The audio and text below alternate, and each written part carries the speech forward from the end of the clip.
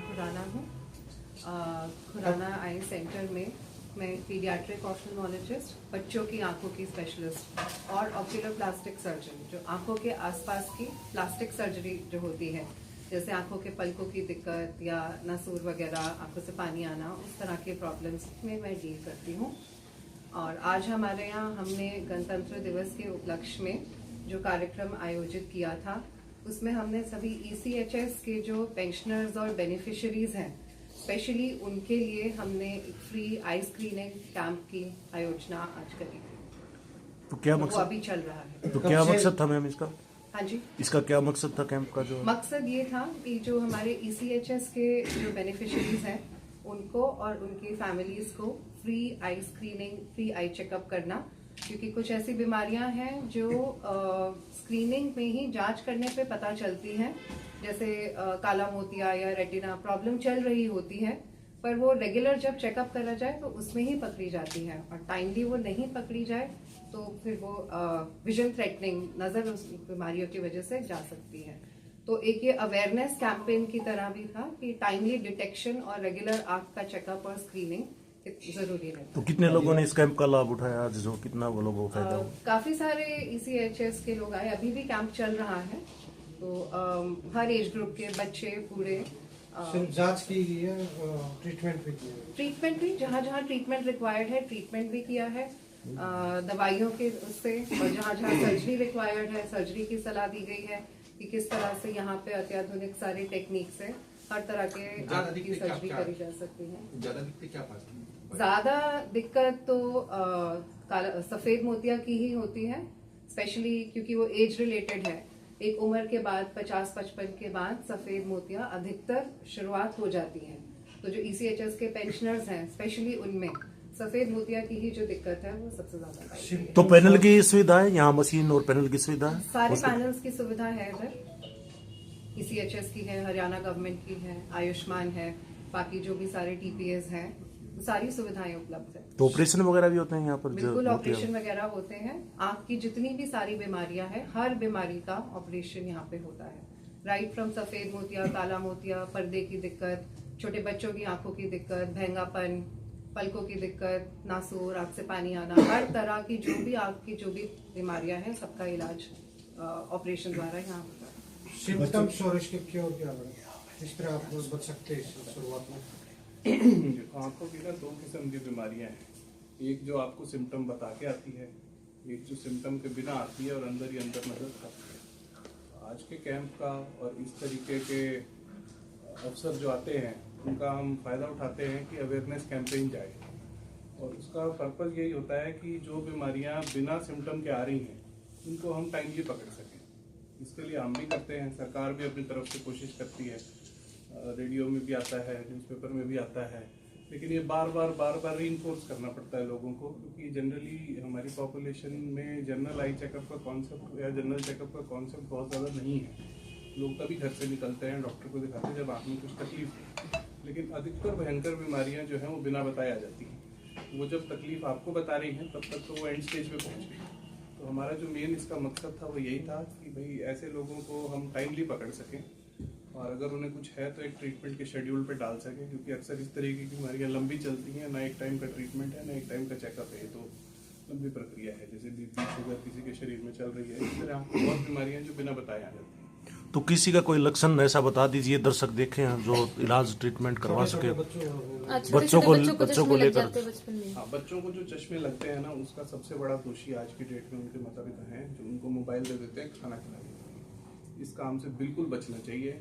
अगर आपका बच्चा को मतलब आप मोबाइल की बजाय आप TV दिखा लो, ये बहुत बड़ा उस पर एहसान हो जाएगा। बच्चे पे बड़े होते होते तक चश्मा नहीं लगेगा, मोबाइल से तो बिल्कुल ही दूर रहना है। दूसरा, बच्चे को अगर भैंगापन आ रहा है तो इस तरीके का मिथक है हमारे इसमें समाज में कि बड़े होकर ठीक कराएंगे, ये बिल्कुल गलत बात है। अगर भैंगापन है और खासकर सिर्फ एक ही आँख में भैंगापन है तो वो ज़्यादा खतरनाक है दोनों में होने से। उसको तो बिल्कुल जितना छोटा हो उतने समय पे दिखाओ ताकि नज़र उसकी बचाई जा सके। बड़े होने के बाद वो नज़र वापस आती ही नहीं है। तो संभव है इलाज उसका कि कितना पेन दिखाया जाए तो ऑलमोस्ट हर बीमारी का इलाज हो जाता है। तो उसमें सर्जरी ही इलाज है उस चीज का? डिपेंड करता है, अगर वो चश्मे के कारण आ रहा है तो चश्मा या सर्जरी दोनों में से कुछ है, कि कभी कभी दोनों। मैडम मेरा सवाल आपसे है कि रोहतक शहर के अंदर अनेकों आई सेंटर है। खुराना आई सेंटर अपने आप को उनमें से एक मानता है या फिर अलग मानता है किसी इस विशेष उपलब्धि के साथ? खुराना आई सेंटर में कोई भी ऐसी आंख की प्रॉब्लम नहीं है जिसका इलाज संभव नहीं है। सारी जो भी आंख की दिक्कत हो सकती है, हर बीमारी का इन्वेस्टिगेशन और ट्रीटमेंट अवेलेबल है। तो कोई भी ऐसी चीज़ नहीं है जिसके लिए हमें पेशेंट को बोलना पड़े कि ये हम यहाँ नहीं कर सकते। छोटे 6 महीने के बच्चे का भी यहाँ पे ऑपरेशन अगर रिक्वायर्ड हो पॉसिबल है। हमारे पास उस तरह की सारी सुविधाएं हैं। डॉक्टर साहब, लेंस के मामले में बड़ा कंफ्यूज रहता है पेशेंट। इवन देन कि गवर्नमेंट हॉस्पिटल में कंफ्यूज करते हैं, प्राइवेट हॉस्पिटल में नहीं करते। आप क्या सलाह देना चाहेंगे, किस तरह का लेंस हो, कहाँ से, किस तरह, क्योंकि आम आदमी को पता नहीं होता। लेंस जो है ना, एक बहुत ही इंडिविजुअल चॉइस है। मोटे मोटे तौर पे आजकल जैसे टेक्नोलॉजी बढ़ रही है तो लेंस एडवांस हो रहा है। एडवांसमेंट का लेंस में मतलब ये नहीं होता कि एक ही नज़र को और साफ दिखा देगा वो। उसका मतलब ये होता है कि आपको वो नज़र की रेंज दे देगा। पहले के समय में जो लेंस आता था, जैसे आपके पास कैमराज हैं, तो उसको फोकस डालना पड़ता है। तो आजकल के जो एडवांस लेंस हैं वो एक से ज़्यादा फोकस के साथ आते हैं, दूर से लेके पास तक। आपको जानकारी होगी, पहले के ज़माने में जब ऑपरेशन होता था तो दूर की नज़र साफ आ गई तो पास के लिए चश्मा लग रहा है, पास की साफ आ गई तो दूर के लिए चश्मा लग रहा है। वो लिमिटेशन यही था कि लेंस में फोकस इतना नहीं था कि सारी चीज़ एक साथ दिखाई। जैसे जैसे समय बढ़ रहा है, लेंस इस तरीके के आ रहे हैं कि एक ही साथ सारा फोकस आता है। पर इस तरीके के जो लेंस हैं ज़्यादा फोकस वाले, ये सबके लिए सूटेबल नहीं होते। ठीक है, इसमें हर इंडिविजुअल पेशेंट को उसको मैच करना पड़ता है। उसकी रिक्वायरमेंट क्या है, उसकी आंख अंदर से कैसी है, उसका पर्दा कैसा है, और जो एडवांस लेंस है ये उसकी आंख हैंडल कर पाएगी कि नहीं कर पाएगी। ठीक है, जो भी जैसे एडवांस चीज़ होती है, जैसे मान लो कोई एडवांस गाड़ी किसी ने ले ली तो उसके लिए उसकी सड़क भी चाहिए कि जिसपे वो चलाई जा सके अपनी स्पीड से। उसी तरीके से एडवांस लेंस के लिए रेटिना ठीक होना, कॉर्निया ठीक होना और बाकी जितने भी आंख के अंदर मैकेनिज्म है वो ठीक होना बहुत ज़रूरी है। इसलिए ये कोई मतलब जनरल एडवाइस नहीं है कि भाई एडवांस लेंस सब लगा सके। जिसको ज़रूरत है और जिसकी आंख अलाउ करती है उसको लगवाना चाहिए। नहीं, ये तो बात आपने लेंस के सूटेबल होने की। हाँ, मेरा मतलब ये था कि लेंस के नाम पे पेशेंट को लूटा जाता है। मैं वही बता रहा हूँ, कई चीजें हैं, वही बता रहा हूँ, क्या देखे उसमें पेशेंट। मैं वही बता रहा हूँ कि जनरली जो पेशेंट को नॉलेज है वो ये है कि आपने पेशेंट को बता दिया कि भाई एडवांस लेंस लगा लो। हर कोई सोचेगा एडवांस लेंस लगा लेंगे। मैं यही कह रहा हूँ, एडवांस लेंस सबके लिए सूटेबल नहीं है।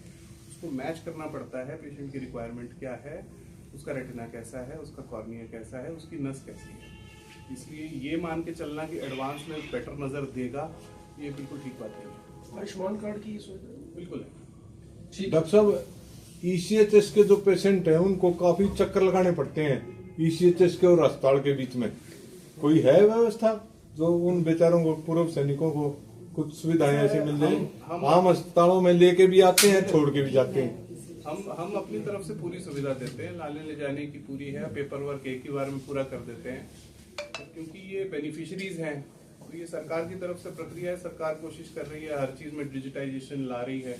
पहले के मुकाबले में काफी सुधार आया है। उम्मीद है जल्दी जल्दी और सुधार आ जाएगा इसमें, कि एक ही बार में काम हो जाएगा। ECHS के मरीजों को के लिए डेडिकेटेड हमारे पास स्टाफ है जो उनको सारे हेल्प करता है, उनके पेपर वर्क वगैरह। ECHS का डेस्क का स्टाफ।